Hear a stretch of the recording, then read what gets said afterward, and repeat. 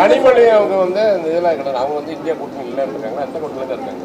இல்லை, அவங்க ஆல்ரெடி முன்னாடி இப்போ பாஜகவோட மறைமுக கூட்டணியில் இருந்தாங்க, இப்போ நேரடியாக கூட்டணியில் இருக்காங்க.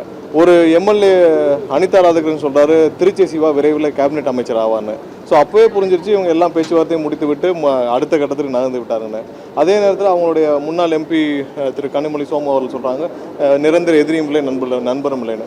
அதே தான் வந்து பாரதிய ஜனதா கட்சியோடைய ஒரு தலைவரும் சொல்கிறாங்க, திருமதி வானதி சீனிவாசன் சொல்கிறாங்க நிரந்தர நண்பரும் இல்லை, அரசியலில் நிரந்தர எதிரியும் இல்லைன்னு. அப்போ அவங்க கிட்டத்தட்ட 2001 சுச்சுவேஷனுக்கு வந்துட்டாங்க.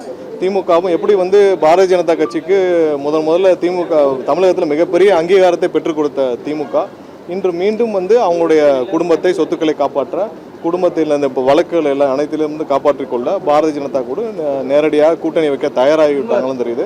இன்னைக்கு நேற்று வந்து இதுவரைக்கும் இந்தியா கூட்டணியில் யாரும் போகாத நிலையில் திமுகவுடைய எம்பிக்கள் மட்டும், இதுதான் நாங்கள் முன்னாடியே சொல்லிடுவோம், டீலிமிட்டேஷனில் அவங்க வந்து ஏப்ரல் மாதம் எடுத்த முடிவில் இதுவரைக்கும் தெளிவாக நாங்கள் எதிர்த்து வாக்களிப்போன்ற ஒரு வார்த்தை திமுக சைட்லேருந்து வரல. நம்ம தீர்மானத்துக்கு ஆதரிச்சிருக்காங்க, ஆனால் நாடாளுமன்றத்தில் இந்த டீலிமிட்டேஷன் சம்பந்தமாக மசோதா வந்தால் இதுவரை நாங்கள் எதிர்த்து வாக்களிப்போம் என்ற ஒரு வார்த்தை சொல்லவில்லை.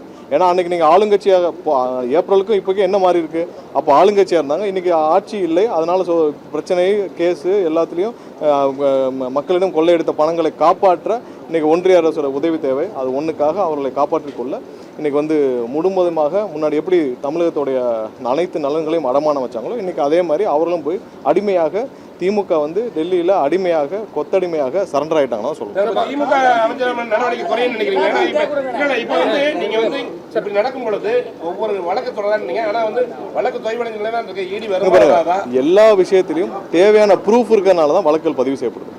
எல்லாத்துலையும் என்னென்ன ப்ரூஃப் இருக்கோ அது அடிப்படையில் தான் ஒவ்வொரு நாளும் எல்லா இடத்துலையும் ப்ரூஃப் இருக்குது. இப்போ டாஸ்மார்க் விஷயத்தில் அனைத்துக்கும் ப்ரூஃப் இருக்குது, எல்லாத்துலேயும் ப்ரூஃப் இருக்கிறனால தான் இப்போ டிஎன்இபிலேருந்து வழக்கல் பதிவு செய்யப்பட்டிருக்கு. எல்லாத்துக்கும் ப்ரூஃப் இருக்குது, எல்லாத்துக்கும் டெண்டர் இருக்குது, டாக்குமெண்ட் இருக்குது, வயலேஷன்ஸ் இருக்குது, வயலேஷனால் தமிழக அரசுக்கு எவ்வளோ இழப்பு இருக்குன்னு சொல்லிது எல்லாத்தையும் கணக்கிட்டு பண்ண தான் போகுது.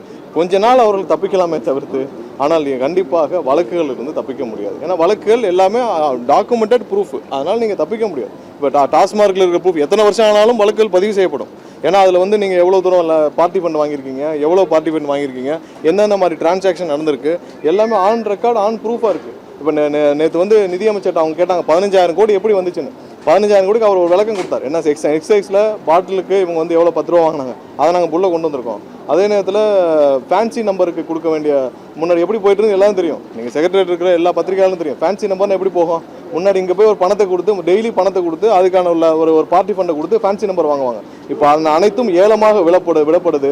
இது அனைத்தின் அடிப்படையில் தான் இன்றைக்கி வந்து ஒவ்வொரு இடத்துலையும் பார்ட்டி ஃபண்ட் எல்லாம் இன்றைக்கி வந்து கவர்மெண்ட்டோடைய அரசோடைய நிதியாக மாறி வருகிறது. அதெல்லாம் தான் சொல்லியிருந்தார் 15,000 கோடி எப்படி மாறி இருக்குன்னு. இதெல்லாம் பார்ட்டி ஃபண்டு 3 மாதத்தில் எங்கேருந்து எங்கேயும் இல்லை.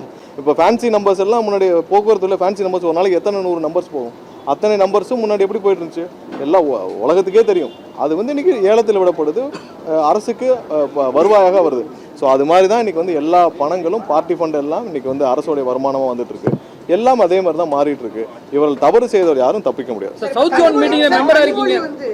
நான் வந்து டீ பார்ட்டிக்கெல்லாம் போல பாராளுமன்றத்தில் எங்களோட சீட் சேஞ்சை பற்றி பேச போகிறோம், நாங்கள் டீ பார்ட்டியில் கலந்துக்கலாம். ஏன் அவங்களுக்கு வந்து டீ பார்ட்டி நடக்குதுன்னு சகோதரி கனிமொழி அவங்களுக்கு தெரியாதா? ஏன்னா அது அங்கே தான் போய் பேசணுமா? ஏன் அதுக்கு கடிதம் கொடுக்கலாம், கடிதத்தை கொடுத்து வலியுறுத்தலாம், அதுக்கு நிறைய நேரங்கள் இருக்குது. அது நீங்கள் சீட்டு சேஞ்ச் வந்து கடைசி நாள் தான் போய் சொல்லுவீங்களா? பார்லிமெண்ட் முடிஞ்சு கடைசி நாள் தான் போய் சீட்டு சேஞ்ச் போய் சொல்லுவீங்களா? ஏன் முதல்ல இடையில போய் சொல்ல முடியாதா? இதெல்லாம் சும்மா காரணங்கள். இதெல்லாம் வந்து அவர்கள் வந்து தானாக முன் வந்து எப்படி உங்களுக்கு ஏதாவது பிரச்சனைனா உடனே சென்று கச்சத்தீவை அடமானம் வச்சு காலையில் விளைஞ்சு சர்க்காரிய கமிஷன் அனைத்துலேருந்து தப்பிக்க அன்னைக்கு கருணாநிதி முடிவு செஞ்சார். அது மாதிரி ஒவ்வொரு நேரத்திலும் தமிழக நல்ல வேலை அவங்க இப்போ கவர்மெண்ட் இல்லை, கவர்மெண்ட்டில் இருந்தால் மொத்தமாக எல்லாத்தையும் அடமானம் வச்சுட்டு அடுத்த வேலையை பார்க்க போயிருப்பாங்க.